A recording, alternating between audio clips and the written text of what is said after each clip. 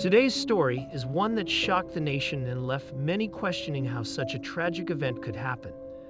It's the case of Ebony Wilkerson, a mother whose actions on a sunny Florida day in 2014 led to an intense legal battle and sparked a broader discussion about mental health. This is the true story of Ebony Wilkerson and the incident that changed her life and the lives of her children forever.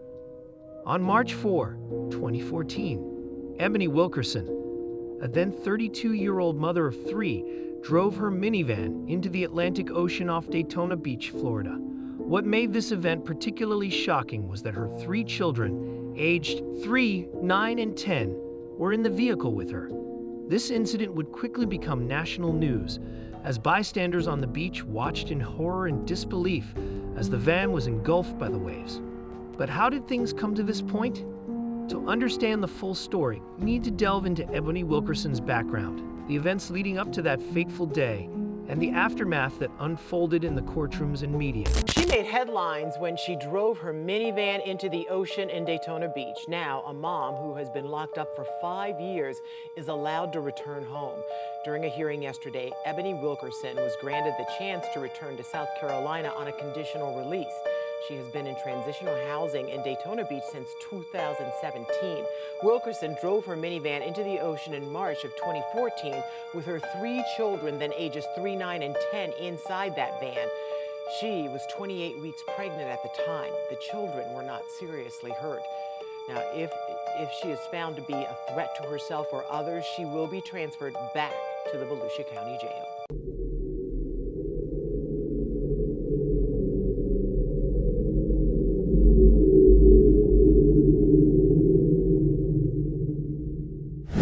Hey guys, welcome back to Crimeco, your go-to channel for some intriguing and incredible true crime stories. Before we continue with today's case, remember to subscribe to our channel, hit the like button, and turn on the notifications. Help this true crime community grow even more, so buckle up and get ready to go on a wild ride with us. Ebony Wilkerson was originally from South Carolina. She had a relatively stable life, was married, and had 3 children whom she loved dearly. However, beneath the surface, Ebony was struggling with significant personal issues, including mental health problems and a troubled marriage. Her husband had reportedly been abusive, and Ebony had decided to leave him, seeking a safer environment for herself and her children. Ebony's mental health had been deteriorating for some time, a fact that was exacerbated by the domestic abuse she suffered. Despite efforts to leave her abusive husband and protect her children, Ebony faced significant challenges, including isolation, financial difficulties, and the overwhelming stress of being a single mother. In the days leading up to the incident, Ebony had driven from South Carolina to Florida to stay with her sister in Daytona Beach. The move was an attempt to distance herself from her husband and start fresh. However, despite the change in location, Ebony's mental state began to deteriorate rapidly. On the morning of March 4, 2014, Ebony Wilkerson's behavior became increasingly erratic.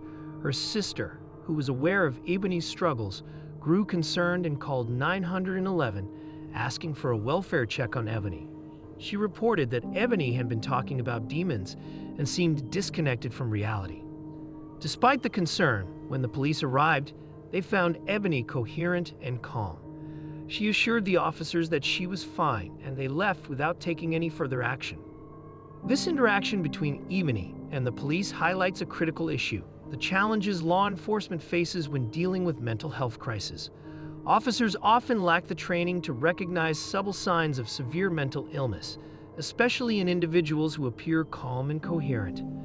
This encounter, which seemed unremarkable at the time, would later be scrutinized as part of the broader conversation about how mental health crises are handled by the criminal justice system. Later that day, Ebony took her children for a drive. According to witnesses and later reports, she drove to Daytona Beach, where she suddenly steered her minivan onto the sand and headed straight into the ocean. Bystanders on the beach initially thought it might be a simple mistake, a car accidentally going too far down the beach. But as the van continued deeper into the water, it became clear that this was no accident. Beachgoers, including a family from North Carolina on vacation, noticed the children inside the van waving frantically for help. The scene quickly turned chaotic as the waves began to crash against the van, and the vehicle started to be pulled into the surf. A group of brave bystanders, along with lifeguards, rushed into the water to rescue the children and pull them from the van. Video footage of the incident, captured by one of the rescuers, shows the intensity of the situation as the rescuers struggled against the waves to save the children. The rescuers were able to pull all 3 children to safety, and they were taken to a nearby hospital for evaluation. Miraculously, none of them suffered serious physical injuries, but they were undoubtedly traumatized by the ordeal. Ebony Wilkerson, meanwhile, was pulled from the driver's seat by one of the rescuers and was subsequently detained by police. Following the incident, Ebony Wilkerson was arrested and charged with 3 counts of attempted murder and 3 counts of child abuse. The charges were based on the belief that she had deliberately tried to kill her children by driving the van into the ocean. However, as the case progressed, it became clear that the situation was far more complex, with mental health playing a significant role. Ebony's defense team argued that she was suffering from a severe mental health crisis at the time of the incident. They pointed out that she had been diagnosed with bipolar disorder and had a history of mental health issues. On the day of the incident, they argued, Ebony was in a psychotic state and did not fully understand what she was doing. This case quickly became a lightning rod for discussions about mental health, the criminal justice system, and how society deals with individuals who commit crimes while in the grip of a mental health crisis. The prosecution argued that regardless of her mental state, Ebony's actions had put her children's lives at risk, and she needed to be held accountable. However, the defense contended that Ebony needed treatment, not punishment, and that her actions were the result of an untreated mental illness. The insanity plea, which Ebony Wilkerson's defense team eventually entered, is one of the most misunderstood aspects of criminal law. It's often viewed with skepticism, seen by some as a way for defendants to escape punishment for their actions. However, the reality is far more complex. In the United States, insanity defense is used in a very small percentage of criminal cases, and even when it is used, it is rarely successful. For a defendant to be found not guilty by reason of insanity, they must meet a strict legal standard. They must prove that, at the time of the crime, they were unable to understand the nature of their actions or to distinguish right from wrong due to a severe mental illness. In Ebony's case, her defense team had to demonstrate that she was in the midst of a psychotic episode when she drove her children into the ocean. This required extensive psychiatric evaluations, testimony from mental health experts, and a detailed examination of her medical history. The defense argued that Ebony's actions were not those of a rational person, but of someone who was profoundly ill and in desperate need of help. In December 2014, Ebony Wilkerson entered a plea of not guilty by reason of insanity. This plea meant that she acknowledged committing the acts in question, but argued that she was legally insane at the time, therefore not responsible for her actions. The court agreed to this plea, and Ebony was ordered to undergo treatment at a state mental health facility rather than serving time in prison. The resolution of Ebony Wilkerson's case brought a mix of relief and controversy. Many people felt sympathy for Ebony, recognizing that she was a mother who had been pushed to the brink by her circumstances and her untreated mental illness. Others, however, believed that the outcome was too lenient, given the severity of the incident and the potential harm to her children.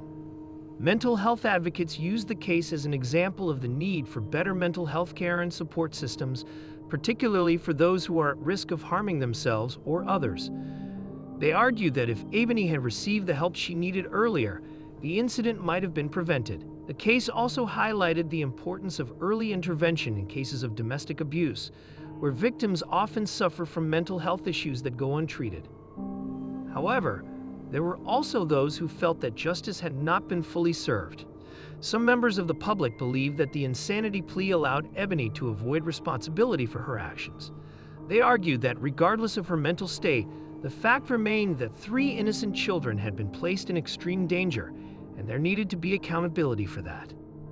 The debate over the insanity plea is a reflection of broader societal attitudes toward mental illness and the criminal justice system. It raises difficult questions about how we define responsibility and culpability in cases where mental illness is a factor. Is it fair to punish someone for actions they took while in the grip of a severe mental illness? Or should our focus be on providing treatment and support to prevent such tragedies from occurring in the first place? Following her time in the mental health facility, Ebony was released under strict conditions. She was required to continue receiving mental health treatment and to regularly report to the court. Her release was met with mixed reactions, but the focus soon shifted to the long-term well-being of her children. The children, who had been through such a traumatic experience, were placed in the care of relatives. They received counseling and support to help them process what had happened. The community rallied around the family, offering assistance and expressing their hopes that the children would be able to heal from the trauma. In the years since the incident, Ebony Wilkerson has largely stayed out of the public eye. She has continued to receive mental health treatment, and her progress is monitored by the court. Her case remains a poignant reminder of the complexities of mental illness and the importance of ensuring that individuals who are struggling receive the help they need before a crisis occurs. The case of Ebony Wilkerson also serves as a broader commentary on the intersection of mental health and the criminal justice system. It highlights the need for law enforcement officers to receive better training in identifying and responding to mental health crises. The initial encounter between Ebony and the police officers on the morning of March 4th underscores the challenges officers face in these situations. They are often required to make quick decisions based on limited information, and without the proper training, they may not recognize the signs of a severe mental health issue. There's also a broader societal issue at play: the stigma surrounding mental illness. Many people who suffer from mental health issues do not seek help because they fear being judged or ostracized. This stigma can prevent individuals from getting the treatment they need and can lead to tragic outcomes, as we saw in Ebony Wilkerson's case. Another important aspect of this case is the impact of domestic abuse on mental health. Ebony Wilkerson had reportedly been in an abusive marriage, and the stress and trauma of that relationship likely contributed to her deteriorating mental state. Domestic abuse can have a profound effect on a person's mental health, leading to issues such as depression, anxiety, and PTSD. In some cases, it can also exacerbate pre-existing mental health conditions, making it even more difficult for the victim to cope with the situation. The connection between domestic abuse and mental health is a critical area that requires more attention. Victims of abuse often suffer in silence, and their mental health issues may go unnoticed or untreated. In cases like Ebony's, where there are children involved, the stakes are even higher. It's crucial that communities have the resources to support victims of domestic abuse, including access to mental health care. The case of Ebony Wilkerson is a tragic and complicated one.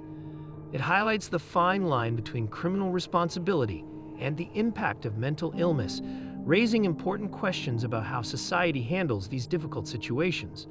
While some may see Ebony as a villain, others see her as a victim of circumstances beyond her control, caught in a perfect storm of mental health struggles, domestic abuse, and a lack of adequate support.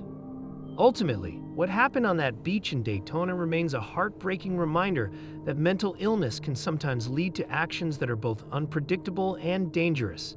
It's a call to action for communities, healthcare providers, and the legal system to work together to prevent such tragedies by ensuring that those in need have access to the care and support they require. Thank you for joining us on this journey through one of the most challenging and thought-provoking cases we've covered. Remember to stay safe, look out for one another, and don't forget to subscribe for more true crime stories. Until next time, stay curious and compassionate.